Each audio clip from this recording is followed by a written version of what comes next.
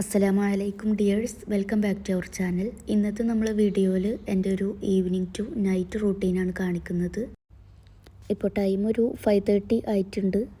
യാതൊരു പ്ലാനിങ്ങും ഇല്ലാതെ എടുത്തു തുടങ്ങിയൊരു വീഡിയോ ആണ്.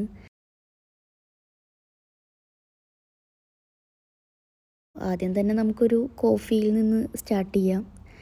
ഞാനങ്ങനെ എല്ലാ ദിവസമൊന്നും കോഫി കുടിക്കാറില്ല. ചില ദിവസങ്ങളിൽ ഇങ്ങനെ തോന്നുകയാണെങ്കിൽ അങ്ങനെ ഉണ്ടാക്കുന്നതാണ്. പ്രത്യേകിച്ചും ഇപ്പോൾ ഇവിടെ ചൂടായതുകൊണ്ട് തന്നെ ചൂടുള്ള ഐറ്റംസ് ഒന്നും കഴിക്കാനോ കുടിക്കാനോ ഒന്നും തോന്നാറില്ല. തണുത്ത എന്തെങ്കിലുമൊക്കെ ജ്യൂസ് പോലുള്ളതോ ഐസ്ക്രീം അങ്ങനെ എന്തെങ്കിലുമൊക്കെയാണ് കഴിക്കാൻ തോന്നാറ്. ഇന്നിപ്പോൾ എന്തോ ഒരു കോഫി കുടിക്കാനൊരു ആഗ്രഹം തോന്നി. അപ്പോൾ പിന്നെ അതുണ്ടാക്കുകയാണ്.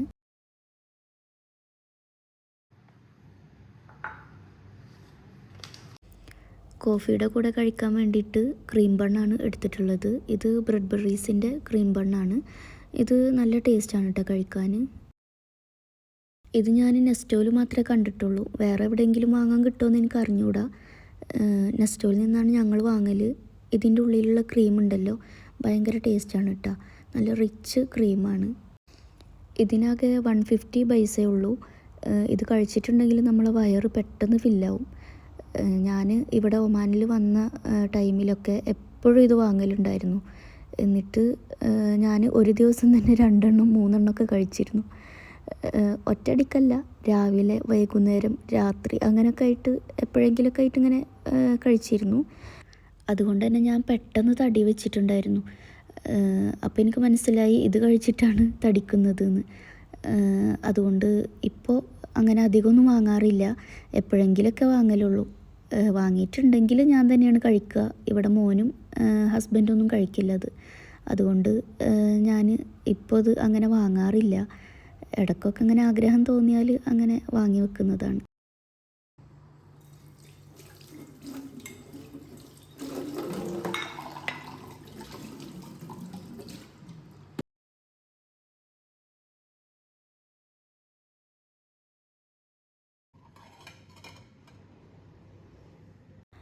അങ്ങനെ കോഫിയൊക്കെ കുടിച്ച് കുറച്ച് നേരം പുറത്തെ കാഴ്ചകളൊക്കെ കണ്ട് സമയം പോയി.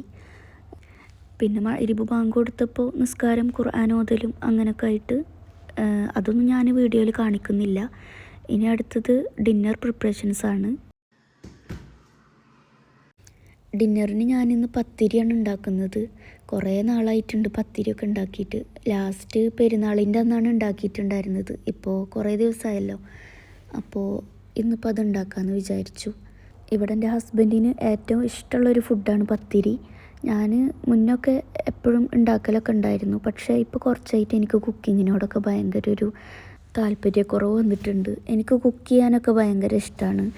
ഞാൻ എല്ലാ ഫുഡും ഉണ്ടാക്കും, അതെനിക്കിഷ്ടമാണ്. പക്ഷേ ഇപ്പോൾ കുറച്ചായിട്ട് കുക്കിങ്ങിനോടുള്ള ശ്രദ്ധ ഒക്കെ മാറി. ഞാൻ ആദ്യമായിട്ട് ഒമാനിലേക്ക് വരുന്ന സമയത്ത് എനിക്കങ്ങനെ കൂടുതലൊന്നും കുക്ക് ചെയ്യാനൊന്നും അറിയുന്നുണ്ടായിരുന്നില്ല. പിന്നെ അങ്ങനെ യൂട്യൂബിലൊക്കെ നോക്കിയിട്ട് എല്ലാ ഫുഡും ഉണ്ടാക്കാൻ അങ്ങനെ പഠിച്ചെടുത്തതാണ്. ഡിന്നറായാലും ബ്രേക്ക്ഫാസ്റ്റ് ആയാലും ഒക്കെ വെറൈറ്റി ഫുഡ് ഉണ്ടാക്കി നോക്കാൻ നല്ല ഇഷ്ടമായിരുന്നു. ഞാൻ നേരത്തെ പറഞ്ഞല്ലോ, എൻ്റെ ഹസ്ബൻഡിന് പത്തിരി ഭയങ്കര ഇഷ്ടമാണ്. ഞാനാണെങ്കിൽ ആദ്യമായിട്ട് വരുന്ന സമയത്ത് എന്തൊക്കെയാണ് കൊണ്ടുവരേണ്ടതെന്നൊന്നും എനിക്ക് കറക്റ്റായിട്ടൊന്നും അറിയുന്നുണ്ടായിരുന്നില്ല. അതുകൊണ്ട് തന്നെ പത്തിരി പ്രസ് കൊണ്ടുവരാനാണെങ്കിൽ ഞാൻ മറന്നിട്ടുണ്ടായിരുന്നു. ആളാഗ്രഹമല്ലേ എന്ന് വിചാരിച്ചിട്ട് ഞാൻ എന്ത് പണിയും, 2 കവറൊക്കെ എടുത്ത് അതിൻ്റെ ഉള്ളിൽ ഈ പത്തിരിയുടെ ബോൾ വെച്ചിട്ട് ഒരു പ്ലേറ്റ് ഇങ്ങനെ വെച്ച് നന്നായി പ്രസ് ചെയ്തിട്ട് പത്തിരിയാക്കും. അങ്ങനെയൊക്കെയാണ് ഞാൻ ആദ്യം ഉണ്ടാക്കിയിട്ടുണ്ടായിരുന്നത്.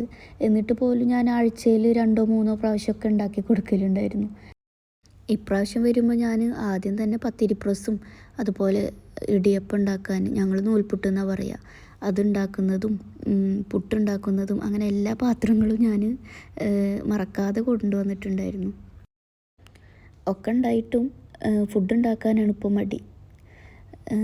പ്രത്യേകിച്ച് ഇപ്പോൾ നമ്മൾ ഒരു ദിവസം പുറത്തുനിന്ന് ഫുഡ് വാങ്ങിയിട്ടുണ്ടെങ്കിൽ പിറ്റേ ദിവസം ഓട്ടോമാറ്റിക്കലി മടി തോന്നും. അപ്പോൾ ഇന്ന് മുതൽ ഞാനൊരു തീരുമാനം എടുത്തു, ഇനി പുറത്തുനിന്നുള്ള ഫുഡ് വാങ്ങുന്നത് കുറക്കണം.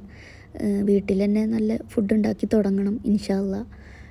പുറത്തുനിന്നുള്ള ഫുഡൊക്കെ കഴിക്കാൻ നല്ല ടേസ്റ്റാണ്, ഞങ്ങൾക്ക് നല്ല ഇഷ്ടമാണ്. പക്ഷേ നമ്മളെ ബഡ്ജറ്റ് കൺട്രോൾ കയ്യിൽ നിന്ന് പോവും.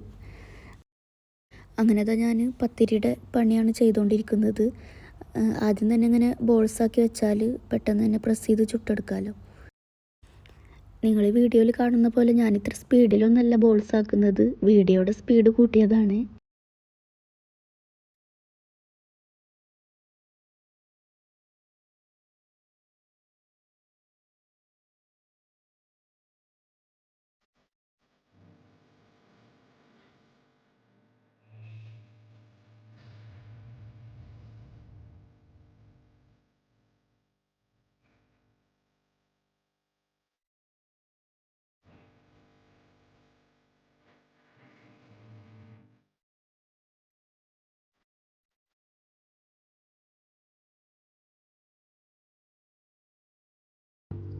അങ്ങനെ പത്തിരി ഉണ്ടാക്കലൊക്കെ കഴിഞ്ഞു. ഇനി ഇതിലേക്കുള്ള കറി ചിക്കൻ കറിയാണ്. ഇത് ഉച്ചക്ക് ഉണ്ടാക്കി വെച്ചിട്ടുണ്ടായിരുന്നു. ഇനിയിപ്പോൾ എനിക്ക് അടുത്തതായിട്ട് കുറച്ച് ചിക്കൻ ഫ്രൈ ചെയ്യാൻ വേണ്ടിയിട്ട് മാരിനേറ്റ് ചെയ്ത് വെച്ചിട്ടുണ്ടായിരുന്നു. അതൊന്ന് ഫ്രൈ ചെയ്തെടുക്കണം.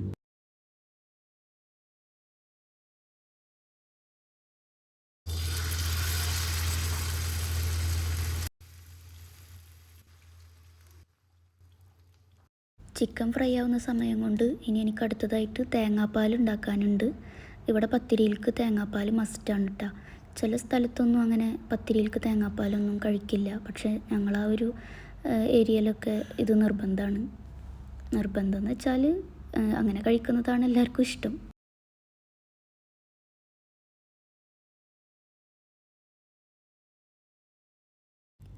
അങ്ങനെ എൻ്റെ കുക്കിങ്ങൊക്കെ കഴിഞ്ഞിട്ടുണ്ട്. ഇനി കുറച്ച് വേസ്റ്റ് പുറത്ത് കൊണ്ടുപോയി കളയാനുണ്ട്.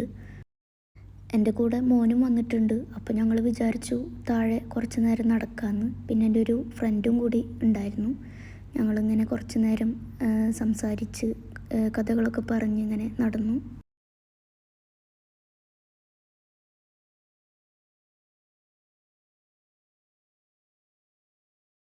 പിന്നെ എൻ്റെ ഹസ്ബൻഡ് വർക്ക് കഴിഞ്ഞ് വന്നപ്പോൾ ഞങ്ങൾ ഒരുമിച്ച് റൂമിലേക്ക് വന്നു. എന്നിട്ടിനി ഡിന്നർ കഴിക്കാൻ പോവാണ്.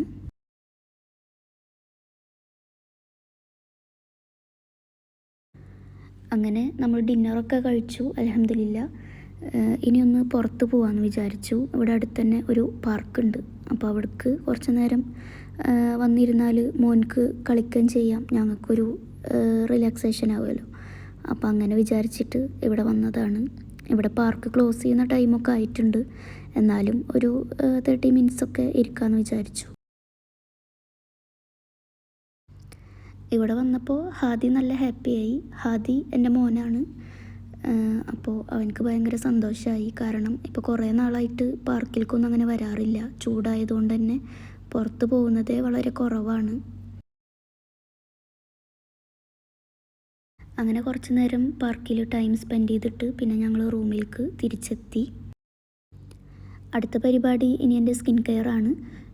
ഈ ഒരു ഫേസ് പാക്ക് നമ്മൾ കഴിഞ്ഞ വീഡിയോയിൽ ഉണ്ടാക്കുന്നത് കാണിച്ചിട്ടുണ്ടായിരുന്നു. അപ്പോൾ അതിൽ 2-3 പേരൊക്കെ ചോദിച്ചിട്ടുണ്ട് അതിൻ്റെ ഇൻഗ്രീഡിയൻസ് എന്തൊക്കെയെന്ന്. അത് ഞാനിവിടെ സൈഡിൽ കൊടുക്കുന്നുണ്ട്. ഈ കാണിച്ചിട്ടുള്ള എല്ലാ ഇൻഗ്രീഡിയൻസും നന്നായി പൊടിച്ചെടുക്കുക. പിന്നെ ഇപ്പോൾ ഇന്ന് ഞാൻ കോഫി പൗഡർ കൂടി ഇതിൽ ആഡ് ചെയ്തിട്ടുണ്ട്.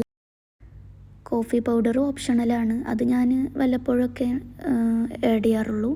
പിന്നെ ഇതിലേക്ക് 1 ടീസ്പൂണ് തൈരും പിന്നെ അത്യാവശ്യം വലിപ്പമുള്ള ഒരു ചെറുനാരങ്ങ 4 പീസാക്കിയിട്ട് കട്ട് ചെയ്തിട്ട് അതിലത്തെ ഒരു പീസിൻ്റെ നീരാണ് ഇതിലേക്ക് ആഡ് ചെയ്തിട്ടുള്ളത്. ചെറുനാരങ്ങയുടെ നീര് അധികമാവാൻ പാടില്ല. അതുകൊണ്ടാണ് 4-ൽ 1 ഭാഗം എടുത്താൽ മതി എന്ന് പറയുന്നത്. അതേപോലെ തന്നെ നമ്മൾ ഈ ഒരു ഫേസ് പാക്ക് ഡെയിലി യൂസ് ചെയ്യാനൊന്നും പാടില്ല. ഓരോ ദിവസം ഇടവിട്ടിട്ട് അങ്ങനെ യൂസ് ചെയ്താൽ മതി. വീക്കിൽ 3 പ്രാവശ്യം അങ്ങനെയൊക്കെ. ഞാൻ ജെനുവിനായിട്ട് തന്നെ പറയുകയാണ്, നിങ്ങൾ ഈ ഫേസ് പാക്ക് ഒന്ന് യൂസ് ചെയ്ത് നോക്കി നോക്കുക. ഒരു 1 വീക്ക് നിങ്ങൾ യൂസ് ചെയ്താൽ മതി. അപ്പോൾ തന്നെ നിങ്ങൾക്ക് അതിൻ്റെ റിസൾട്ട് അറിയാൻ പറ്റും. അങ്ങനെ ഈ ഫേസ് പാക്ക് എൻ്റെ ഫേസിൽ അപ്ലൈ ചെയ്തിട്ടുണ്ട്. ഇനി ഇതൊരു 20 മിനിറ്റ്സ് കഴിഞ്ഞാൽ നമ്മൾ വാഷ് ചെയ്ത് കളയണം. അതിൽ കൂടുതൽ വെക്കാൻ പാടില്ല. ആ ഒരു ടൈം കൊണ്ട് ഞാനിനി എൻ്റെ ഗ്രാറ്റിറ്റ്യൂഡ് ജേണൽ എഴുതാൻ പോവുകയാണ്. ഗ്രാറ്റിറ്റ്യൂഡ് ജേണലിങ് ഞാനിപ്പോൾ കുറച്ച് നാളായിട്ട് എഴുതുന്നൊരു കാര്യമാണ്. ആദ്യമൊക്കെ ഞാൻ എൻ്റെ മൊബൈലിലെ നോട്ട്സിലാണ് എഴുതി വെക്കുന്നുണ്ടായിരുന്നത്. ഇപ്പോൾ ഞാനൊരു നോട്ട്ബുക്ക് വാങ്ങിയിട്ട് അതിലാണ് എഴുതുന്നത്. നോട്ട്ബുക്കാവുമ്പോൾ നമുക്ക് ഇഷ്ടമുള്ള കളറിൽ ഇഷ്ടമുള്ള ഡിസൈനൊക്കെ ചെയ്തിട്ട് എഴുതി വെക്കാമല്ലോ. മാത്രമല്ല നമ്മൾ മൊബൈലിൽ ടൈപ്പ് ചെയ്യുന്നതും ഇതുപോലെ ബുക്കിൽ എഴുതി വെക്കുന്നതും രണ്ടും തമ്മിൽ നല്ല ഡിഫറൻസ് ഉണ്ട്. എനിക്ക് പേഴ്സണലി ഇതുപോലെ ബുക്കിൽ എഴുതി വെക്കുന്നതാണ് കൂടുതൽ നല്ലതായിട്ട് തോന്നിയത്. പിന്നെ ഈ ഒരു ബുക്കുണ്ടല്ലോ, അതായത് നമ്മൾ ഗ്രാറ്റിറ്റ്യൂഡ് ജേണൽ, ഇത് നമ്മൾ പേഴ്സണൽ ബുക്കായിരിക്കണം. അങ്ങനെ മറ്റുള്ളവർക്കൊന്നും ഇതെടുത്ത് വായിക്കാനുള്ള അവസരം കൊടുക്കരുത്. ഇതിൽ നമ്മളും അള്ളാഹുവും മാത്രം അറിയേണ്ട കാര്യങ്ങളാണ് എഴുതി വെക്കാൻ പാടുള്ളൂ. അതായത് അള്ളാഹു നമുക്ക് തന്നിട്ടുള്ള ഓരോ അനുഗ്രഹങ്ങളും ഇതിൽ എഴുതി വെക്കാം. അതേപോലെ നമ്മൾ അള്ളാഹുവിനൊരു ഫ്രണ്ടായിട്ട് കണക്കാക്കുക. ആ ഒരു ഫ്രണ്ടിനോട് നമുക്ക് പറയാനുള്ള കാര്യങ്ങൾ, ഇന്ന് സംഭവിച്ചിട്ടുള്ള നമ്മളെ സന്തോഷം ഉള്ള കാര്യങ്ങൾ, നമുക്ക് അള്ളാഹു തന്ന അനുഗ്രഹങ്ങൾ, അങ്ങനെ എല്ലാം നമുക്കിതിൽ എഴുതി വെക്കാം. സന്തോഷം മാത്രമല്ല കേട്ടോ, നമുക്ക് എന്തെങ്കിലും വിഷമങ്ങളുണ്ടെങ്കിൽ അതും നമുക്ക് എഴുതി വെക്കാം. നമ്മളെ സങ്കടങ്ങൾ മറ്റുള്ള ആളുകളോട് പറയുന്നതിനേക്കാളും നല്ലത്, ഏറ്റവും നല്ലത് അള്ളാഹുവിനോട് പറയുന്നതാണ്. മറ്റുള്ളവർ ഒരു പരിധി വരെ അവർക്ക് നമ്മൾ സങ്കടം മനസ്സിലാക്കാനും അല്ലെങ്കിൽ അതിനുള്ളൊരു സൊല്യൂഷൻ കണ്ടുപിടിക്കാനൊക്കെ പറ്റുമായിരിക്കാം. അതുമല്ലെങ്കിൽ മറ്റു ചിലർക്ക് നിങ്ങളെ സങ്കടങ്ങളൊക്കെ കേൾക്കുമ്പോൾ അവർ ഉള്ളിലിരുന്ന് സന്തോഷിക്കുമായിരിക്കും. അപ്പോൾ അതിനൊന്നും അവസരം കൊടുക്കാതെ ഏറ്റവും നല്ലൊരു മാർഗ്ഗം എന്ന് പറയുന്നത് നമ്മളെ വിഷമങ്ങളും സങ്കടങ്ങളൊക്കെ അള്ളാഹുവിനോട് പറയലാണ്. അള്ളാഹുവിൻ്റെ അടുത്ത് എല്ലാത്തിനുള്ള സൊല്യൂഷൻ ഉണ്ട്. ആ ഒരു കാര്യം നമ്മൾ ചിന്തിക്കുക. എന്നിട്ട് നമുക്ക് താങ്ങാനാവാത്ത സങ്കടങ്ങൾ വരികയാണെങ്കിൽ ഈ ഒരു ബുക്കിൽ എഴുതി വെക്കുക. പിന്നെ ഒരു കാര്യം ഓർക്കേണ്ടത്, ഈ ഒരു ബുക്ക് നമ്മളെ സങ്കടങ്ങൾ എഴുതി വെക്കാനുള്ള ഒരു ബുക്കായിട്ട് കാണരുത്. ഒരു ദിവസത്തിൽ നമുക്കുണ്ടായ സന്തോഷങ്ങളും നമുക്ക് കിട്ടിയ അനുഗ്രഹങ്ങളും അതിനൊക്കെ ഓർത്ത് ആ കാര്യങ്ങളൊക്കെ എഴുതി വെച്ച് അള്ളാഹുവിനോട് അൽഹംദുലില്ലാ എന്നുകൂടി എഴുതി വെച്ചിട്ട് പിന്നെയാണ് നമ്മൾക്ക് ഉണ്ടായ വിഷമങ്ങൾ എന്തെങ്കിലും ഉണ്ടെങ്കിൽ അത് എഴുതി വെക്കാൻ പാടുള്ളൂ.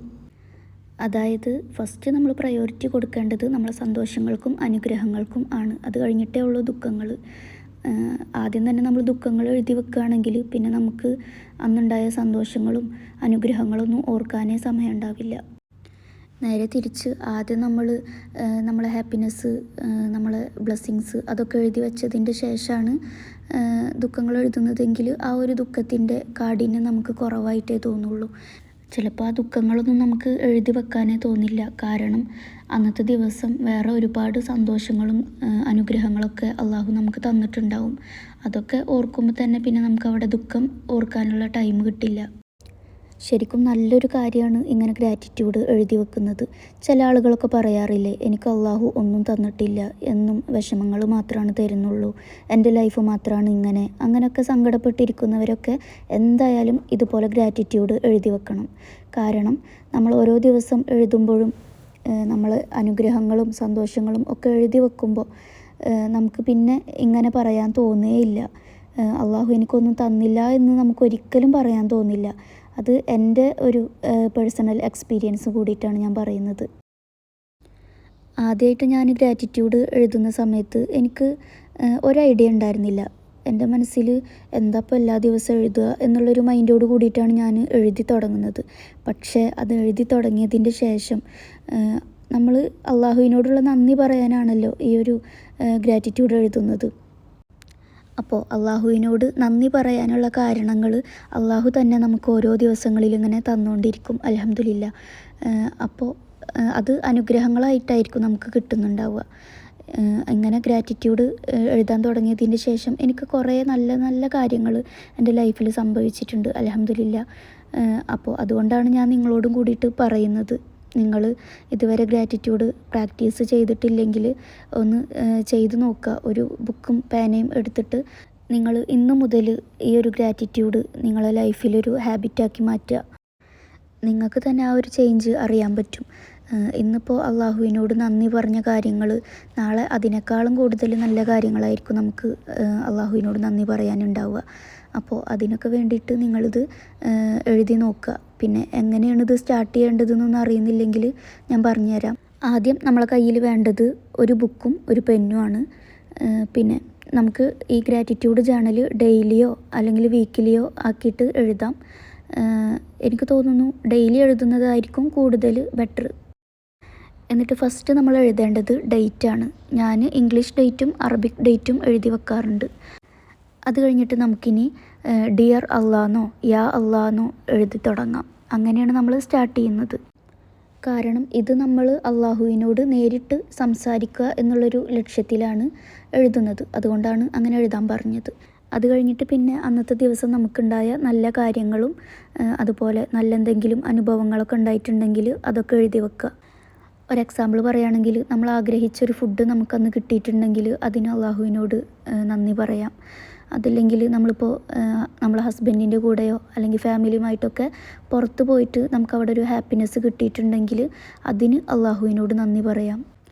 അങ്ങനെ നിങ്ങൾ തന്നെ ചിന്തിച്ച് നോക്കുക, അന്നത്തെ ദിവസത്തിൽ എന്തൊക്കെ കാര്യങ്ങൾ നമുക്ക് സന്തോഷിക്കാനുണ്ടായിട്ടുണ്ട് എന്നുള്ളത്. അതിനൊക്കെ അള്ളാഹുവിനോട് അൽഹംദുലില്ലാ പറയുക. അതേപോലെ തന്നെ നമുക്ക് എന്തെങ്കിലും ആഗ്രഹങ്ങൾ നേടിയെടുക്കാനുണ്ടെങ്കിൽ ആ ഒരു കാര്യം കൂടി അതിൽ എഴുതി വെക്കുക. കാരണം നമ്മൾ എഴുതുന്നതൊക്കെ അള്ളാഹു കാണുന്നുണ്ട്, കേൾക്കുന്നുണ്ട് എന്നുള്ളൊരു ചിന്തയോട് കൂടിയിട്ടാണല്ലോ നമ്മൾ എഴുതുന്നത്. അപ്പോൾ നമ്മൾ ആഗ്രഹങ്ങളും അള്ളാഹു കാണുന്നുണ്ട്, അത് നമുക്ക് നടത്തി തരും എന്നുള്ളൊരു വിശ്വാസത്തോട് കൂടിയിട്ട് അങ്ങനെ എഴുതുക. പിന്നെ ഇത് മാനിഫെസ്റ്റേഷനോ ലോ ഓഫ് അട്രാക്ഷനോ അങ്ങനെയൊന്നുമല്ല. അതിനെക്കുറിച്ചിട്ട് ഞാൻ വേറൊരു വീഡിയോ ചെയ്യാം. ഇതിപ്പോൾ നമ്മൾ പറയുന്നത് ഗ്രാറ്റിറ്റ്യൂഡ് ജേണലിനെ കുറിച്ചിട്ടാണ്. അപ്പോൾ ഇത്രയും കാര്യങ്ങളാണ് നമ്മളിതിൽ എഴുതി വെക്കേണ്ടത്. പിന്നെ നമ്മളിഷ്ടത്തിന് എന്തെങ്കിലുമൊക്കെ ഡെക്കറേഷനോ അങ്ങനെയൊക്കെ ചെയ്യാം. നമുക്കിത് എടുത്ത് നോക്കുമ്പോൾ കാണുമ്പോൾ ഒരു സന്തോഷത്തിനൊക്കെ വേണ്ടിയിട്ട്. ഞാനിപ്പോൾ ഇന്ന് എഴുതുന്ന ജേണൽ ബ്ലൂ കളർ തീമിലാണ് ചെയ്യുന്നത്. അങ്ങനെ നമുക്ക് ഓരോ ദിവസത്തിലും ഓരോ കളർ തീമിൽ നമ്മൾ ജേണൽ കൂടുതൽ സൂപ്പറാക്കാം. അതൊക്കെ ഓരോരുത്തരുടെ ഇഷ്ടമാണ്. ഇനി ഇങ്ങനെ ജേണൽ എഴുതുന്നത് കൊണ്ട് നമുക്ക് കിട്ടുന്ന ബെനിഫിറ്റ്സ് എന്തൊക്കെയെന്നാണ് പറയുന്നത്. എൻ്റെ പേഴ്സണൽ എക്സ്പീരിയൻസും ഷെയർ ചെയ്യുന്നുണ്ട്. അപ്പോൾ ഫസ്റ്റ് ബെനിഫിറ്റ് എന്താണെന്ന് വെച്ചിട്ടുണ്ടെങ്കിൽ, നമ്മളെ മനസ്സിലൊരു സന്തോഷവും സമാധാനം ഒക്കെ തോന്നും. ഇപ്പോൾ അന്നത്തെ ദിവസം ചെറിയ ചെറിയ സന്തോഷങ്ങൾ പോലും നമ്മളിതിൽ എഴുതി വെക്കണം. അങ്ങനെ എഴുതി വെക്കുന്നത് കൊണ്ട് തന്നെ അള്ളാഹു നമുക്ക് ഇത്രയും സന്തോഷങ്ങൾ അന്ന് തന്നല്ലോ എന്ന് ആലോചിച്ചിട്ട് നമ്മളെ മനസ്സിലൊരു സമാധാനം ഒക്കെ ഫീൽ ചെയ്യും. അതേപോലെ തന്നെ നമ്മളെ മനസ്സിലുള്ള ടെൻഷന്, സ്ട്രെസ്സ്, ആങ്സൈറ്റി അങ്ങനെ എല്ലാം കുറയാനും ഇത് ഹെൽപ്പ് ചെയ്യുന്നുണ്ട്. കാരണം നമ്മളെ മനസ്സിലുള്ള ദുഃഖങ്ങളൊക്കെ അതിൽ എഴുതി വെക്കുമ്പോൾ അള്ളാഹു അതൊക്കെ കാണും, അതിനുള്ളൊരു സൊല്യൂഷൻ അള്ളാഹു നമുക്ക് തരും എന്നുള്ളൊരു പ്രതീക്ഷ നമ്മളെ മനസ്സിൽ തോന്നും. അപ്പോൾ ആ വിഷമങ്ങളൊക്കെ നമുക്ക് കുറയുന്ന പോലെ നമുക്ക് ഫീൽ ചെയ്യും. അതെനിക്ക് പേഴ്സണലായിട്ട് അങ്ങനെ തോന്നിയിട്ടുണ്ട്. സത്യം പറഞ്ഞാൽ ഇപ്പോൾ ഞാൻ ഈ എഴുതിക്കൊണ്ടിരിക്കുന്ന ജേണലുണ്ടല്ലോ, അതിൽ ഞാൻ ചെറിയൊരു വിഷമം എഴുതി വച്ചിട്ടുണ്ടായിരുന്നു. പിറ്റേ ദിവസം അൽഹംദുലില്ലാ എനിക്ക് ആ വിഷമത്തിനുള്ള സൊല്യൂഷൻ കിട്ടി. അതുകൊണ്ടാണ് ഞാൻ അത്രയും ഉറപ്പിൽ നിങ്ങളോട് പറയുന്നത്. അടുത്തൊരു ബെനിഫിറ്റ് എന്ന് പറയുന്നത്, നമ്മളിത് രാത്രിയിലാണ് എഴുതുന്നതെങ്കിൽ അന്നത്തെ ദിവസം നമുക്ക് നല്ല സുഖമായിട്ട് ഉറങ്ങാൻ പറ്റും. നല്ല മനസ്സമാധാനത്തോട് കൂടിയിട്ട് ഉറങ്ങാൻ സാധിക്കും. ഇനി അടുത്തൊരു ബെനിഫിറ്റ് പറയുകയാണെങ്കിൽ, നമ്മളെ മൈൻഡിലും അതുപോലെ നമ്മളെ ക്യാരക്ടറിലൊക്കെ ഒരു പോസിറ്റിവിറ്റി ഫീൽ ചെയ്യും. നമ്മളെ ലൈഫിലെ മിക്ക കാര്യങ്ങളും നമുക്ക് പോസിറ്റീവായിട്ട് കാണാൻ കഴിയും. ഇതിൻ്റെ എക്സാമ്പിൾ ഞാൻ നേരത്തെ പറഞ്ഞല്ലോ. നമ്മളിപ്പോൾ എൻ്റെ ലൈഫ് മാത്രം എന്താ ഇങ്ങനെ, എനിക്ക് മാത്രം എന്താ ഇങ്ങനെ എന്നൊക്കെ ആലോചിച്ചിട്ട് നെഗറ്റീവ് അടിച്ചിരിക്കാതെ ഇങ്ങനെ എഴുതി വെക്കുകയാണെങ്കിൽ നമുക്കിത്രയും നല്ല കാര്യങ്ങൾ നമ്മളെ ജീവിതത്തിൽ സംഭവിച്ചല്ലോ എന്ന് ആലോചിച്ചിട്ട് ഒരു സന്തോഷ സമാധാനമൊക്കെ കിട്ടും. എത്ര നല്ല നല്ല കാര്യങ്ങൾ ഓരോ ദിവസവും നമ്മളെ ലൈഫിൽ നടക്കുന്നുണ്ട് എന്നുള്ളൊരു സെൽഫ് അവെയർനെസ് നമുക്ക് തോന്നിത്തുടങ്ങും. ഇതെല്ലാം അള്ളാഹുവാണ് നമുക്ക് തരുന്നത് എന്നുള്ളൊരു ചിന്ത കൂടി നമുക്ക് തോന്നിത്തുടങ്ങും. അപ്പോൾ പിന്നെ നമ്മളെ മനസ്സിൽ അഹങ്കാരം, അസൂയ, കുശുമ്പ് അങ്ങനെയുള്ളതൊന്നും ഉണ്ടാവില്ല. അതേപോലെ തന്നെ ഗ്രാറ്റിറ്റ്യൂഡ് എഴുതുമ്പോൾ അന്നത്തെ ദിവസത്തിൽ ആരെങ്കിലുമൊക്കെ നമ്മളെ സഹായിച്ചിട്ടുണ്ടെങ്കിൽ ആ ഒരു കാര്യം കൂടി അതിലെഴുതി വെക്കുക. ഇപ്പോൾ ഇന്ന വ്യക്തി ഈ ഒരു കാര്യം കൊണ്ട് എന്നെ സഹായിച്ചു, അങ്ങനെ എഴുതി വെക്കുക. അങ്ങനെ എഴുതി വെക്കുമ്പോൾ ആ ഒരു ബന്ധം അത്രയും അവിടെ ശക്തിയാവുകയാണ് ചെയ്യുന്നത്. ഇനിയിപ്പോൾ എപ്പോഴെങ്കിലും ഈ പറഞ്ഞ വ്യക്തിയോട് നമുക്ക് ദേഷ്യമൊക്കെ തോന്നുകയാണെങ്കിൽ നമ്മൾ ഗ്രാറ്റിറ്റ്യൂഡിൽ അവരെ കുറിച്ചിട്ട് എഴുതിയത് എടുത്തു നോക്കുക. അവർ നമുക്ക് അന്ന് ചെയ്തു തന്ന സഹായങ്ങളോ അല്ലെങ്കിൽ നമ്മളോട് കാണിച്ച സ്നേഹം അതൊക്കെ വായിച്ച് നോക്കുകയാണെങ്കിൽ നമുക്കൊരിക്കലും അവരോട് ദേഷ്യം വെറുപ്പൊന്നും തോന്നില്ല. നമുക്ക് ഇത് വായിക്കുമ്പോൾ തന്നെ നമ്മുടെ മനസ്സിൽ വരും, അന്ന് ഞാൻ അത്രയും ബുദ്ധിമുട്ടിയിരുന്ന സമയത്ത് അവരെന്നെ സഹായിച്ചതാണല്ലോ, ഈ ഒരു തെറ്റ് ഇപ്രാവശ്യം പോട്ടെ, അങ്ങനെ ഒരു ചിന്ത നമുക്ക് വരും. അപ്പോൾ അവരോട് ദേഷ്യം അസൂയൊന്നും നമുക്ക് പിന്നെ അവിടെ ഉണ്ടാവില്ല. അപ്പോൾ നമ്മളെ മനസ്സ് ക്ലിയറാക്കി എടുക്കാനും ഇങ്ങനെ ഗ്രാറ്റിറ്റ്യൂഡ് ജേർണലിംഗ് എഴുതുന്നത് കൊണ്ട് ഹെൽപ്ഫുള്ളാവും. അപ്പോൾ നിങ്ങളിതുവരെ ഇങ്ങനെ എഴുതിയിട്ടില്ലെങ്കിൽ ഇന്ന് മുതൽ തന്നെ സ്റ്റാർട്ട് ചെയ്യുക. എന്തായാലും നിങ്ങളുടെ ലൈഫിൽ ചേഞ്ചസ് വരുന്നത് നിങ്ങൾക്ക് അറിയാൻ പറ്റും, ഉറപ്പാണ്. അപ്പോൾ ഇന്നത്തെ നമ്മളെ വീഡിയോ ഇത്രയേ ഉള്ളൂ. നിങ്ങൾക്ക് ഈ വീഡിയോ ഇഷ്ടമായെങ്കിൽ, യൂസ്ഫുള്ളായി എന്ന് തോന്നുകയാണെങ്കിൽ നിങ്ങളുടെ അഭിപ്രായങ്ങൾ കമൻ്റായിട്ട് അറിയിക്കുക. അതേപോലെ ഈ ഗ്രാറ്റിറ്റ്യൂഡ് ജേർണലിങ് എഴുതുന്നതിൽ എന്തെങ്കിലുമൊക്കെ ഡൗട്ട്സ് ഉണ്ടെങ്കിൽ അതും നിങ്ങൾക്ക് കമൻറ്റിൽ ചോദിക്കാം. അപ്പോൾ ഇന്നത്തെ വീഡിയോ ഇവിടെ വൈൻഡപ്പ് ചെയ്യാണ്. ഇൻഷാ അല്ലാഹ് ഞാനിനി അടുത്ത നല്ലൊരു വീഡിയോ ആയിട്ട് വീണ്ടും വരാം.